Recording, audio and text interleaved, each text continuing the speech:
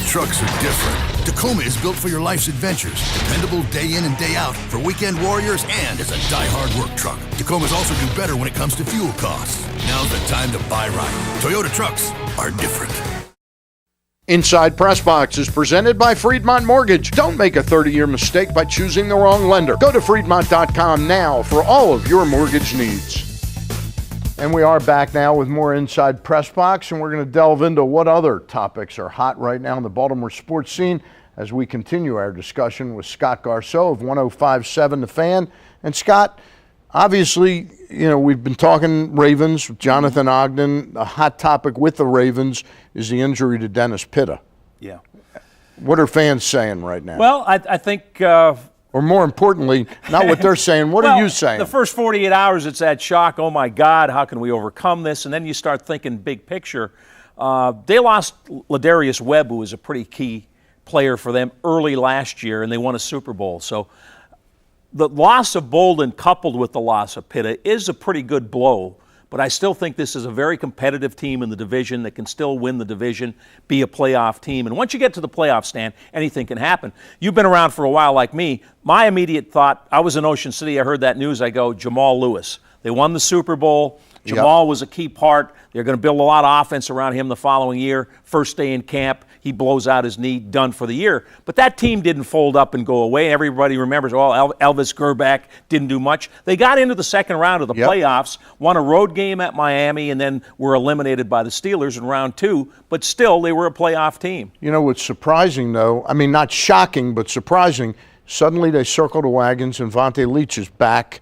Yeah. It's not the same as having another tight end, but it gives them some more flexibility. Some toughness. I think Ray Rice loves that move. And people close to the team told me that they're not sure that Leach would be here if it wasn't for the Pitta injury. I think that changed their focus a little bit and said, yeah, we need that guy back. And think about it. They lost some toughness. Bolden was a tough, great blocking wide receiver. Leach, we know what he does.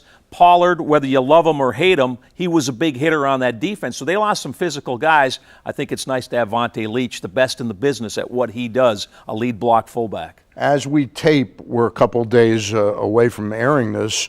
The Orioles have now made their third trade within the last 25, 30 days. Dan Duquette is showing, I think, the appropriate sense of urgency. He signs everybody that's breathing, off the waiver wire. He's grabbing guys constantly, and you hit one now and then. But these are I like the Norris move a lot because you can control him for over two and a half years, basically. It's not a 2 or 3 month rental. This guy could be part of your future. I'm not sure he's a 1 or a 2, but if he's a solid 3 or 4 and he's better than what they have here on the back end of the rotation, that's an improvement. You know what I also see with Norris, and I like all three of the moves, but what I really do like about Norris is I've seen pitchers that go from a really bad team to a team that plays defense. Suddenly that 3.95 ERA is 3.5, and he's winning some games. Good point, Stan. And the other thing is his bullpen hasn't bailed him out. They've blown some games where he's pitched well, hasn't got defense, hasn't got much run support. Suddenly he's in a pennant race. He's feeling really good about where he is. Hey, in wrapping this up tonight, we talked about Jonathan with David Modell, brought you in to talk about it. What is this in terms of where it stands in the echelon of things that have happened in Baltimore sports history? Jonathan Ogden going in the Hall of Fame. It is very special. We had a great run. Artie was the first Baltimore Football Hall of Famer. Artie Donovan and Unitas and Mackey and all the other great ones that came along. This is the next generation. These are the Baltimore Ravens.